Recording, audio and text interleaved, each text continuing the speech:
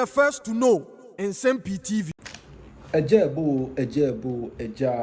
enya ababidu enche na Aquatia by election ade se eno ekoso a 2nd September, which is Tuesday eda yenimu na said ye ne ayenimu no IGP Yura Christian Tete Yohonu say aposifo a ode won akọ guo se one enkobo by no enye asemkoto a me no ka say there more than almost 5,000 police officers ade say won nyina akọ pie mu ewo Aquatia a won ehwe say asomdwie ebeye adwuma na don't forget say ansane eba bekọ Aquatia ni akọ Ablekuma North yani ankasa de yenim de si wo Ablekuma North a impo nipa a ye che wono ade say 29th ya na court etimi a convict mu 8 ebia or the 4,500 na etu ni tiri so na eno na Dr.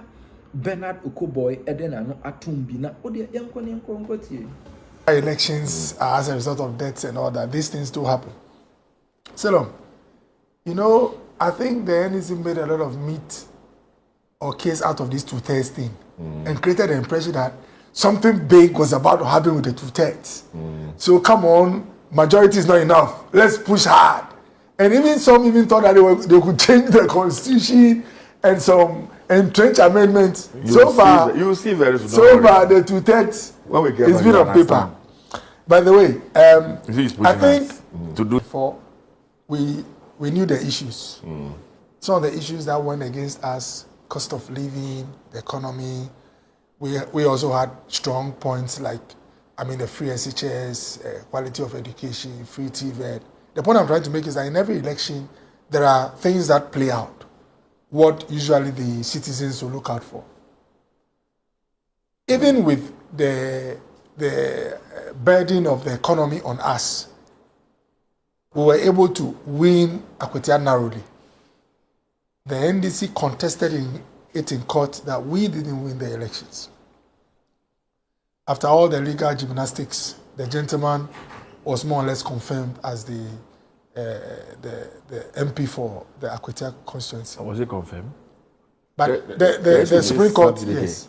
No, that matter hasn't. No, that matter hasn't. They've not made a determination. Which one? It was a contempt. It was a contempt. All right. So the matter is still in court. Yeah. But now the matter is there. And what is very strange and interesting is that you have a party that says that, look, this our guy is the one that the constituency believe in and want to lead them. He won the election, the NDC. And then, by God's own arrangement, instead of you contesting the thing in court, God now calls this guy, okay, leave the scene. Now the seat that you say is yours is now vacant.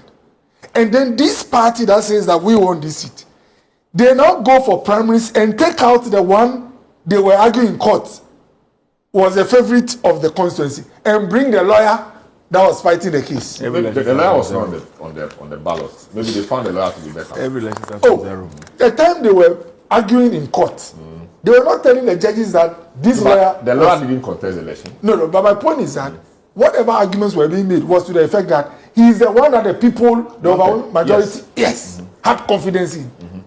Is it not interesting that when the seat now became vacant, the one who the NDC believes had to be sent through the courts to be confirmed as the one that the people believe in, they say, no, you shouldn't go. No, because he contested the election. Maybe he didn't perform as marvelously as they would have done. Okay. Maybe. Okay, so, I like the way you put it. Yeah. Not as marvelous. Maybe. Or maybe they found a lawyer to be better. So, that's an intriguing or interesting thing that has to come interesting, out. actually. Yes. And I wonder what conversation the lawyer had with his former client before putting in this. As you are looking at client lawyer, I'm also looking at the NDC part when they tell you that this is what we think happened, what it could be. One major advantage the NDC has going into this election is that the government has been formed by them. And so, unsurprisingly, their campaign everywhere is that give us power, give us a seat, and we'll do development projects. Is that not it? But that's what their policies has become. Okay. But have you been there? Have you been there? Do we see? Have you seen? No, I've not heard issues about abuse of incumbency yet. Oh, I'm coming there. Have we seen that? I'm coming there. Now, I think that's the main advantage. But if you check the history or our background as a country, most or it's not a given that once you give a seat to an incumbent government, you get the projects or development that they are promising. So this to the people of Aquatia. Remember, Talensi, if it's by election that guarantees what to happen, I'm sure Talensi would have been some very fantastic in terms of projects. All their infrastructure would have been done. Almost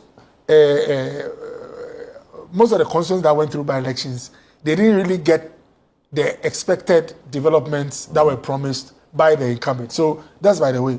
I think that the MPP is going in strong with the same message that, look, just as Nsem-Pii was trying his best to represent you, these, our gentleman, would also do the same. I am not too worried about violence there because of the shame that came to us as a country and the police, looking at what happened at Ablekumanov. So I think that the shame is so much that they have gone, in fact, they are now being even excessive. They have revised their notes. Exactly. And, you know, Selim, I think one day we must have this conversation. The reason why our police in Ghana, not necessarily under NDC, can be so impotent and sometimes so unreliable is how the head of the police is brought in. When the Constitution provided that the president should appoint the police, when we started, there was a lot of emphasis on the cohesion of the state. You didn't want from the beginning where everybody would be showing his power. Imagine if you had independently brought in the police, the president says, or the government wants to do this, I also do that. But after having traveled over 30 years, I think it is about time to find some amendments. So if we had a provision that said, let's say president appoints 3 commissioner COPs, and all police officers from ACP and onwards, if there are 500 in the police, they will vote on who will become the IGP. If we have some checks and balances that grants or guarantees your tenure of office, we will then have police that will work with some SOPs, some standard operating procedures that will be assertive. Look, the things, I think one political professor said something which I agree. He said, look, the violence we had in previous by-elections was not because the police were not around.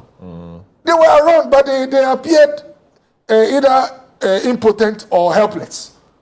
So what will make them act based on their training and the rules is when you know that when you do this particular act under, let's say, NDC, and they are in power, they can't take you out because they are not happy with you. So this is where we have to get to as a country. Look, in Lejekuku, after the election, I have some projects I'm working on at Nigeria.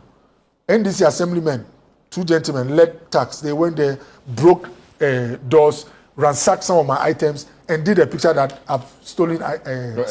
Private? Yes, a private property. I wrote to the regional police.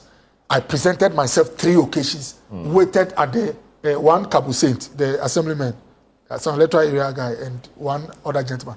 Waited at regional police 3 different occasions. Up to now, they are helpless. I have the complaint, the statement. They made me write a statement. To even get them to show up at the police, they are untouchables. This will continue in our republic until we do amendments that will allow the police. Look, the way Ghana is now, Salom, there are certain events. If you go and you see police presence, but there's political tainting of the program, it's better you take some precautions so that you don't get trouble. Because the police won't come to your aid. Because sometimes they see and they are helpless because of the current structure. I see. But I believe that Aquatia would not be as problematic. That's the sentencing of the 8 persons who perpetrated that violent act in Ablekumanov. You know, deter people. Because I understand the difficulty of the police, I don't even want to go at them. You see, if you see the way these gentlemen were, these gentlemen is even used advised, were treated. Compare them to Sir Obama. He posted something, and just for posting, he had to be brought into police headquarters at dawn and all that. These guys didn't even see that. But he posted how do you call it, ammunition gun or whatever, and some video. That is. But my point is that he posted a video, and police said they need him for yes. But these people have been arrested. I said they didn't see. You see, let's be straight. They didn't see the conference of a cell for even 2 hours. These guys, who were caught on video, more or less harming a female. They've never seen the cell of our country. But they've been convicted and sentenced. I'm coming there. The point I'm making is that others who are only needed for assisting the police slept in cell for 5, 6, 7 days. Those who were on a helpless lady were talked to at the police station. Charlie, go and come back later. Let's meet in court, and given a fine of 6,000 Ghana. Sell if what it takes after beating someone you've marked or want to show a lesson is 6,000. Oh, sell then if I am able to save, let's say 30,000, it means I have about 6, 5, 30, about 6 sessions. You can do more. You can do more harm. So I'm extremely surprised. Oh, I'm coming. Let me call. No, but I have 3 people on Zoom. I'm extremely surprised. All I'm trying, of course, me. You were not like this. I'm not in my. It's not in my nature. Yes. I mean, it was on the lighter side. But the point I want to make is that you have to make certain actions expensive. Don't let people try it. But the record of sentencing, conviction. No. That is commendable. But my point is that, in effect, you are telling them bring 6,000 cedis and go home. And I'm saying that even that amount is not. So you think they should have been given a custodial sentence? Oh no. Even the amount, let them go through some difficulty to pay the amount. Like sleeping in cell for a while. Oh no, it's not a cell. That the fine should have been heftier. Exactly. So but we've seen 1,800 in the past when they went to brutalize the court in session. I'm happy. And when they went to UTV to disrupt the program, they were fined 2,400. As a country, we have to make progress. So this is progress, you know? Oh, I mean, it's progress, but we can do way better. We can do better. Okay, that's well noted. All right, I'll take a short break. When I come back, we'll hear from Franklin Kujo. We'll hear from Dr.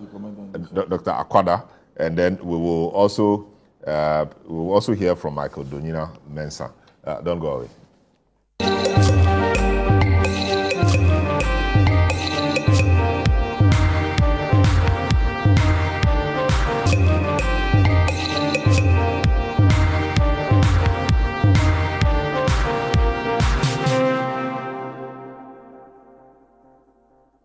Final lap of the program, dealing with Aquatia and roping in the Ablekuma North conviction and sentencing. A quick message here from Harry says, asking security services to vote for their commanders is an incredibly bad idea. We have the police council, make that independent and allow them to either appoint the top 3 layers of the service or recommend those leaders to the president for appointment. Yes. I think the point he was making generally is how to make it independent. So this is also another good one. Franklin, morning. Good to have you. Aquatia, what are your expectations? And are you impressed with the Ablekuma North conviction and sentencing? And would that deter people planning evil in Aquatia to have a rethink? Thanks, everybody. Good to see you, Dr. Oboy. Good to see you, Michael. Good to see you, my own AP. Fred. Well, look, I'm not too sure I'm happy about the sentencing and the case of Ablekuma, because I think they should have been punished a lot more, so that the people are deterred from getting involved in all these acts of violence and what I call hooliganism, electoral hooliganism. So I'm not entirely happy about it. But well, look, when Dr. Oboy was speaking about the professionalism of the police, expected of the police, I just said to myself, if the NPP had treated Dampare a little bit better, I'm not too sure he would have been fast-tracked. His exit would have been fast-tracked the way it was done. Don't forget that the Imani took the case to court because we wanted to actually get an interpretation as to whether a president can actually remove a certain, or appoint an IGP or service commanders per se. I think apart from the army chief. But okay, that case was not heard anyway. I'm just saying that the optics of not treating the particular service commander well can feed into how he's treated if the tables turn politically. So that's that for Oboy.